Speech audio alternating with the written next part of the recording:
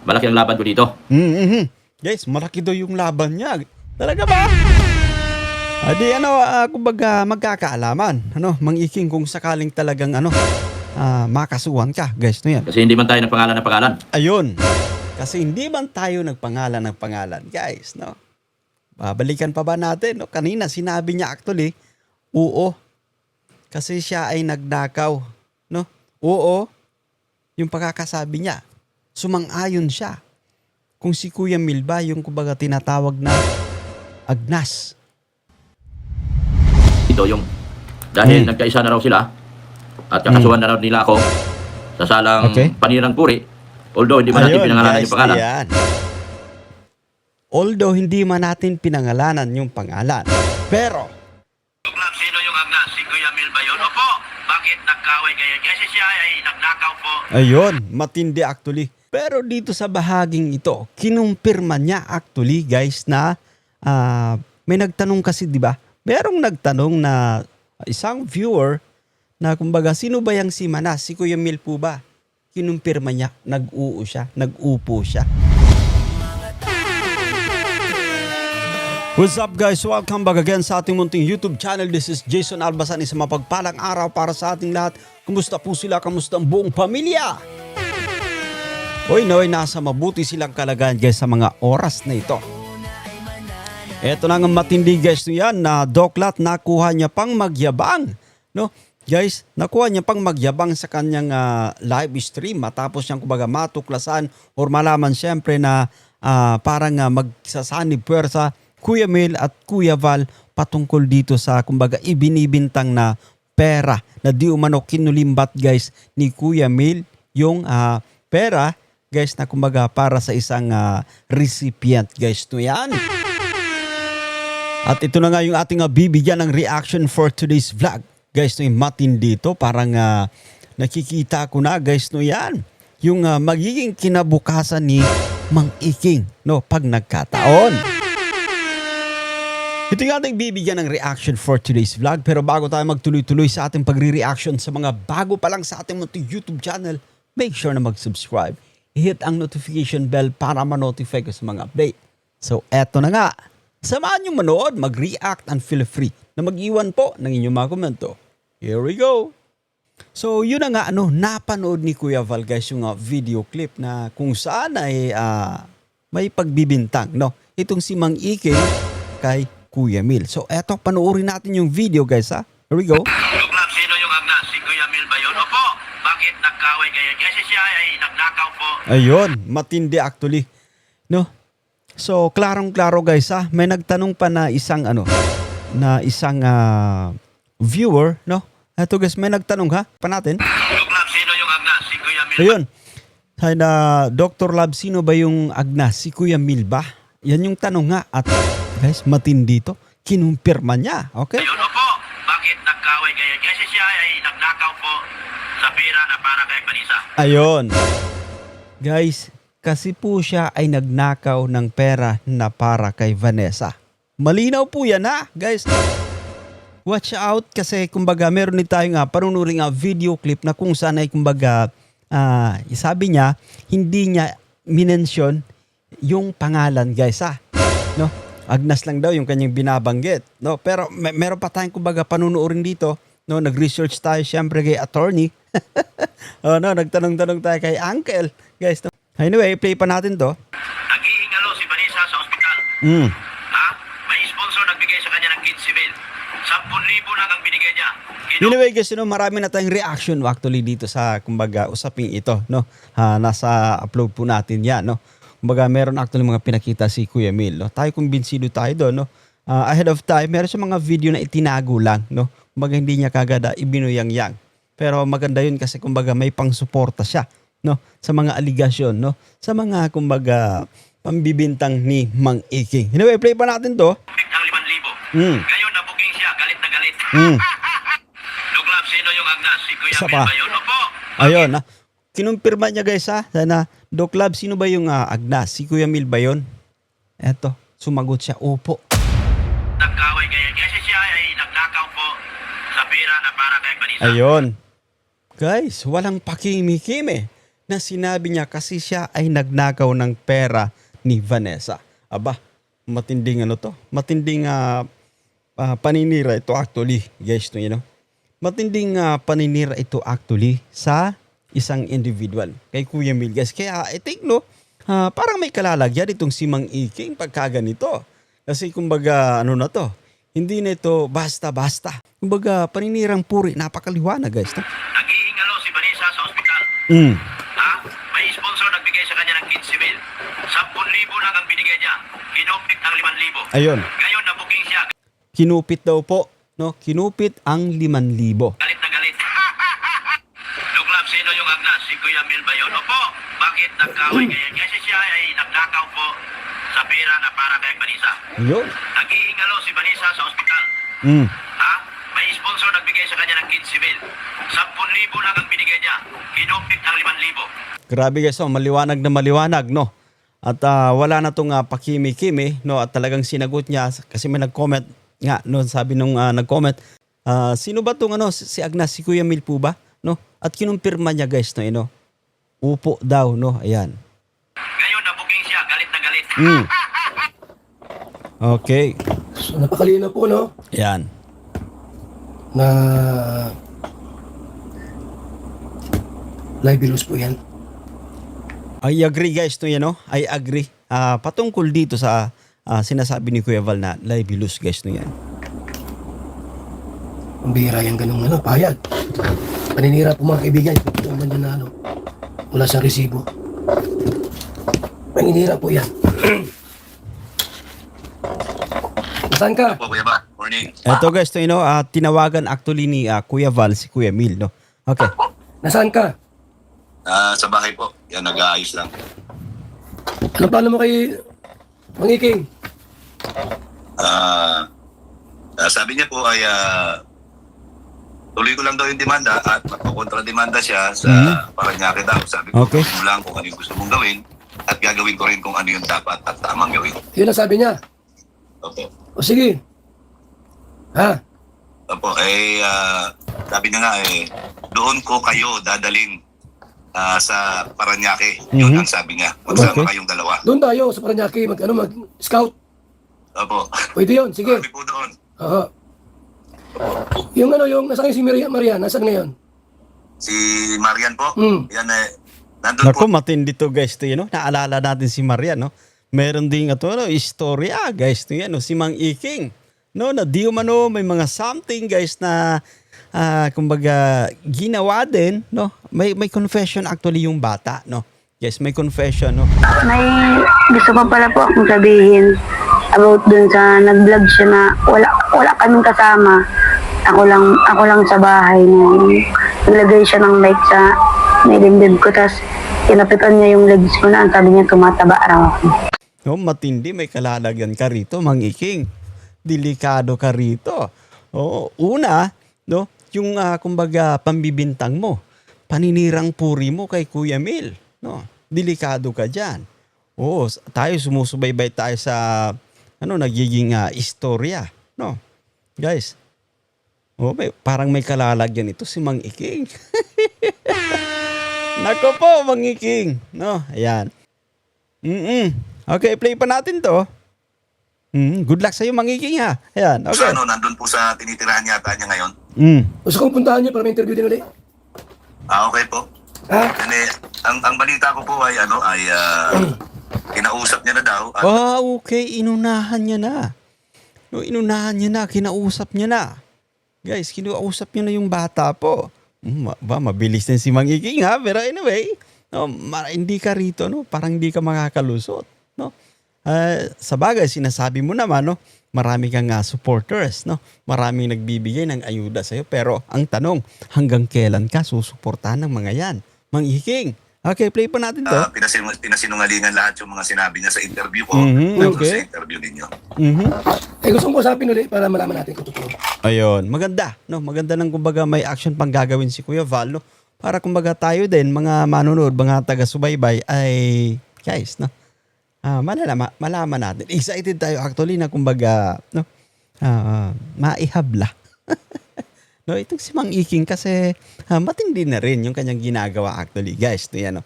Especially yung usapin dito kina Kuya Mil, no? Masyadong matindi, no? Paninirang puri actually. Sige po, pwede natin puntahan yun ngayon. Pakikontak mo sa kan, pakikontak mo. Opo. Ang sabi ni Duklat ni ano, ng Iking, Kanino po? sa'yo. Isa daw po akong magnanakaw at nahuli niya daw ako na nagnakaw. Sige. Naku po. Nakaw ko daw po ay pera na abuloy para Tsaka walang pakimi-kimi yun, guys, ha? Okay? Walang pakimi-kimi yun, no? kay Vanessa. Yan, sabi ko nga, humanap ka ng maglabas ka ng resibo mo. Naglabas po siya ng resibo, interview niya doon sa nanay ni Vanessa. Okay. At inakusahan pa ako na wala daw akong respeto dahil nag-vlog daw ako sa ospital. Actually, hindi nag-vlog si Kuya Mil, no? Nag-video siya, hindi niya na-upload, ano? Sa ating pagkakalam, guys, so walang in-upload si Kuya Mil dito. Nag-video lang siya for the sake of, sabihin natin, no, yung kumbaga, resibo na na-receive, no? Ng, kumbaga, recipient, yung suporta, yung cash assistance, guys, mula sa mga buting sponsor, sila Ma'am Nancy Chen at iba pa, okay? Nag ako sa burol at pinablog ko daw yung nanay niya. Which is, kita-kita naman po sa lahat ng mga ginagawa natin kung meron o wala. Ayun. Anong hamon sa'yo? Yan idemanda ko daw siya, antayin niya, at magkokontrademanda siya, dadalhin niya daw po tayo sa Parañaque. Oh, mas maganda yun. Mas maganda. Dahil doon daw po ay malakas daw po siya. Ipapakita niya daw po sa atin yung bangis niya. Okay. Ipinagyayamang actually ni Mang Iking. Parañaque kasi kumbaga balwarte niya, nandun yata mag-anak niya. But of course guys, nababanggit niya rin sa kanyang live stream, no? Yung mga kakusa niya, di umano. No guys, no yan. Pero alam niyo ba, no, nang right after na mapanood ni Mang Iking yung live na to, no, na kumbaga nakapag-live din siya guys na kung saan. Guys, hindi niya naman daw binabanggit yung pangalan ni Kuya Mil. Panoorin natin ito guys, ha? Panoorin natin to. Here we go. Ang aking ano dito yung dahil nagkaisa na raw sila at kakasuhan na raw nila ako sa salang panirang puri, although hindi man natin pinangalanan yung pangalan. Ayan.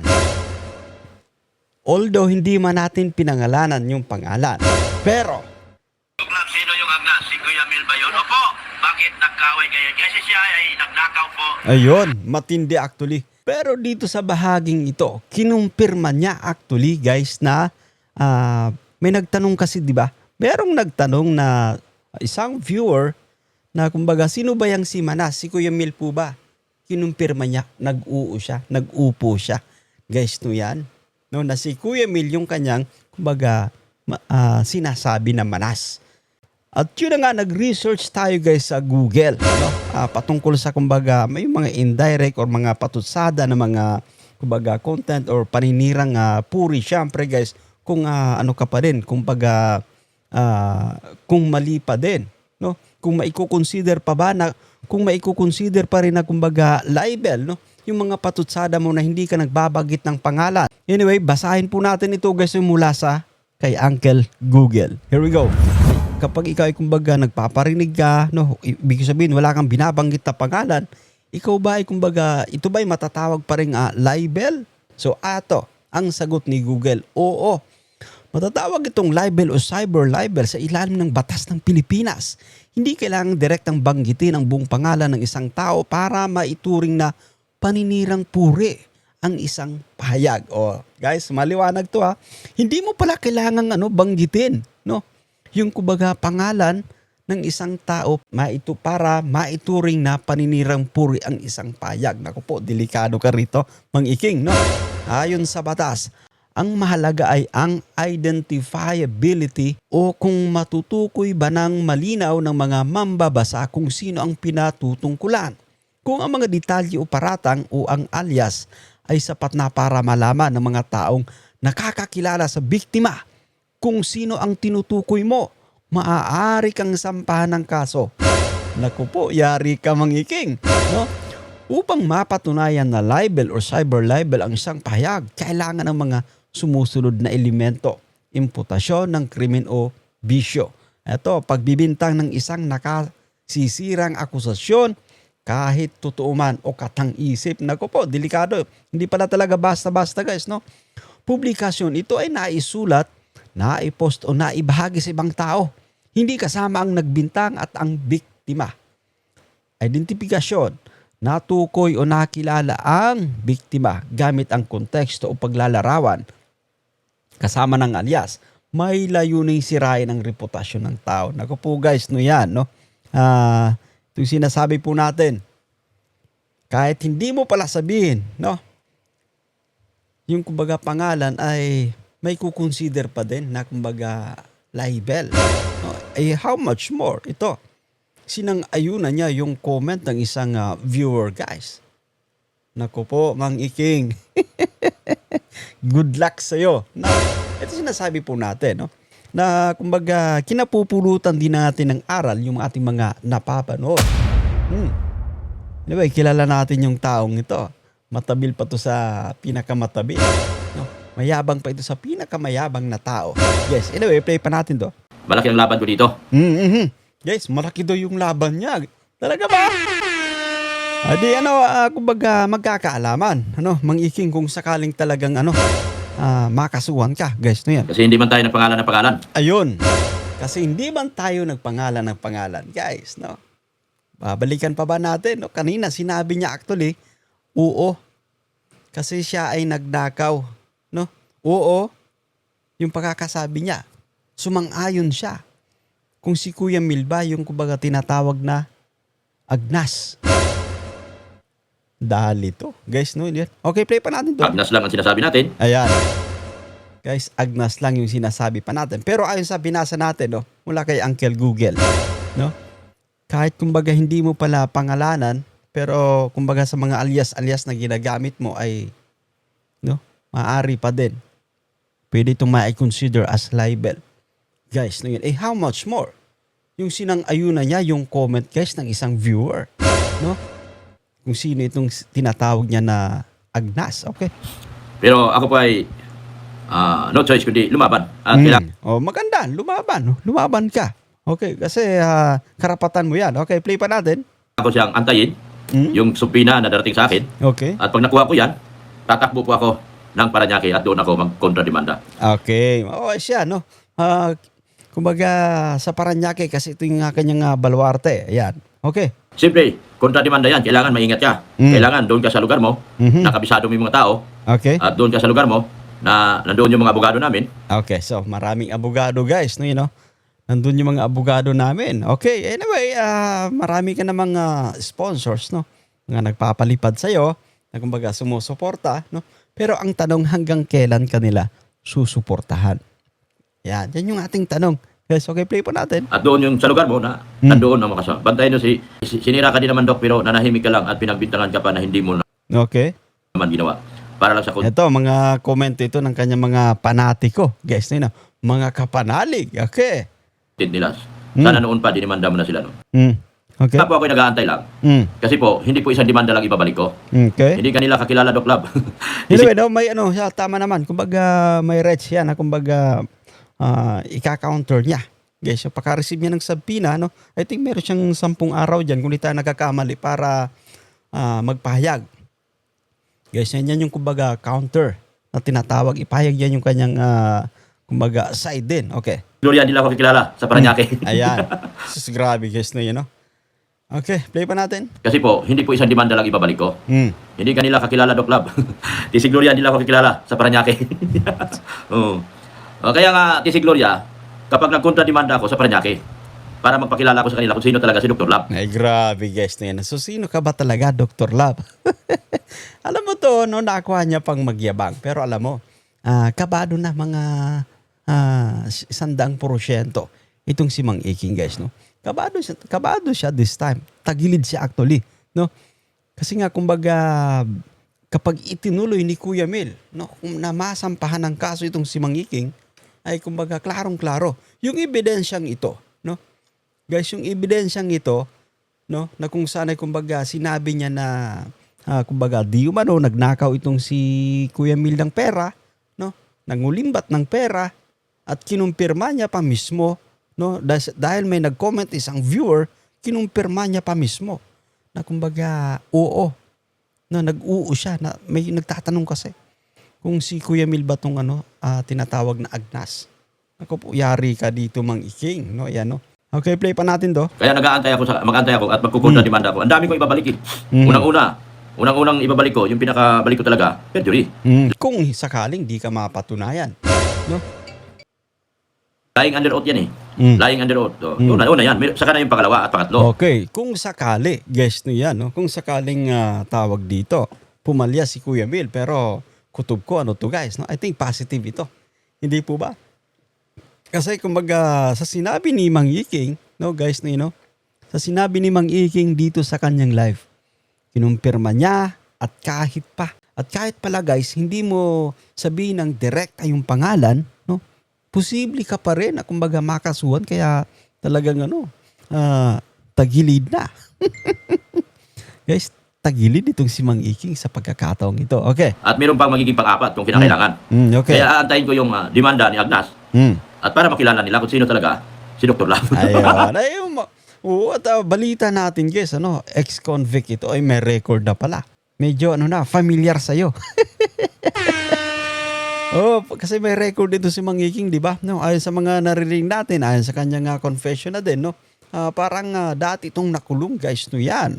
Well, in a way, no, good for him. Oo, congrats Mang Iking, good luck, no? Good luck sa magiging journey mo. Naway malusutan mo ito, Mang Iking. Ayan. At guys, to yan, kina Kuya Mil naman, kina Kuya Val, good luck po, no? Naway kumbaga naway magtagumpay po kayo, Kuya Val at Kuya Mil dito sa labang ito, no? Nasa likod nyo syempre yung suporta ng buong community ng Team Kalingap, no? So anyway, that's it for today. Naway nagustuhan nyo guys yung ating pagre-reaction for today's vlog. Ayan, no?